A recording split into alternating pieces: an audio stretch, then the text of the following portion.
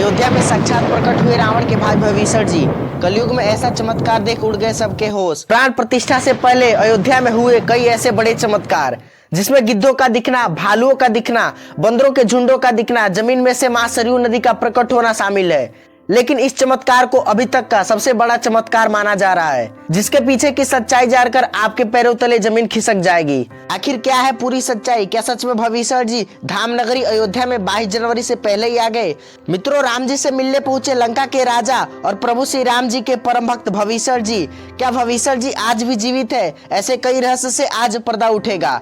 तो वीडियो शुरू होने से पहले अगर आप प्रभु श्री राम जी के सच्चे भक्त हैं तो कमेंट में जय श्री राम जरूर लिखे। दोस्तों, अयोध्या नगरी एक बार फिर से दुल्हन की तरह सज गई है। सभी अयोध्या के लोगों के साथ साथ देश भर के सभी सनातनियों को इंतजार है उस दिन का, जब अयोध्या में भगवान श्री राम के मंदिर का उद्घाटन होगा। एक तरफ तो देश भर में हिंदुओं को इस बात से खुशी है कि आखिरकार इतने लंबे इंतजार के बाद अयोध्या में भगवान श्री राम का मंदिर उसी जगह बनाया गया जिस जगह के लिए इतना लड़ाई किया था। अयोध्या में श्री राम की प्राण प्रतिष्ठा की तैयारियां जोरों शोरों से चल रही है।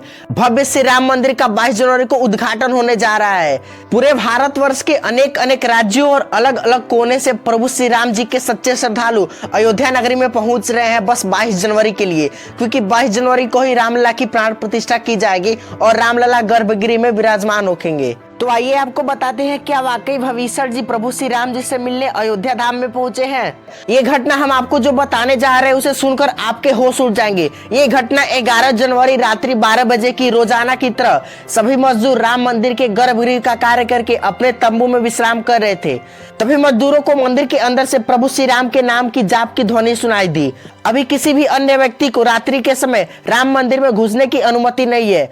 तब उन्हें ऐसा लगा कि शायद किसी आसपास के मंदिर द्वारा उन्हें ध्वनि सुनाई दे रही होगी, तो सभी मजदूर रात्रि में वापस सो गए। लेकिन सुभाष नाम के एक मजदूर को लगातार यह बात खटक रही थी।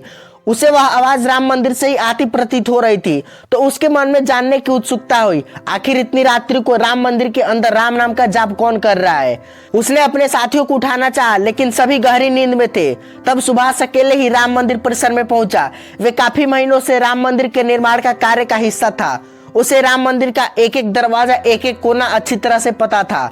जब उसने राम मंदिर के गर्भगृह में झांक कर देखा तो वहां पर एक बहुत ही दिव्य पुरुष, जिनके अंदर से काफी तेज प्रकट हो रहा था, माथे पे तिलक, गेरुआ वस्त्र धारण किए हुए, अपने हाथों में माला लिए राम नाम का जाप कर रहे थे। ऐसा लग रहा था मानो वो काफी दिव्य पुरुष हो और किसी पौराणिक समय से आए हो। उनके बैठने का तरीका और उनका अंदाज रजाओं की तरह मालूम पड़ रहा था। सुभाष ये नजारा देखकर दंग रह गया। इसके बाद सुरेश अपने साथी मजदूरों के पास गया और उन्हें यह सारी सच्चाई बताई। जब सब मिलकर राम मंदिर के गर्भगृह तक पहुंचे तो सभी के होश उड़ गए, क्योंकि वह दिव्य व्यक्ति वहां से गायब हो चुके थे। क्योंकि रात्रि का समय चल रहा था तो ये सभी लोग सुभाष की बातों को भ्रम समझ रहे थे। लेकिन सुभाष जानता था उसने जो देखा है वह बहुत ही बड़ा चमत्कार है। उसके मन में एक ही सवाल था कि रात्रि 12 बजे राम मंदिर में राम नाम का जाप करते हैं वह दिव्य पुरुष आखिर थे कौन। क्योंकि आज के समय किसी भी पुरुष के अंदर इतना तेज नहीं हो सकता, उसका संबंध पौराणिक काल से ही हो सकता है। अगर रामायण काल की बात करें तो 2 ही शख्सियत ऐसे हैं जिनके होने का दावा आज भी है। पहले हैं परम भक्त हनुमान जी और दूसरे हैं भविष्य जी। वे दिव्य पुरुष को देख के ऐसा लग रहा था कि साक्षात भविष्य जी हाथ में माला लिए हुए और राम नाम का जाप कर रहे हैं। तो आपको क्या लगता है आखिर वे दिव्य पुरुष आखिर कौन हो सकते हैं? आप लोग कमेंट में जरूर बताइए।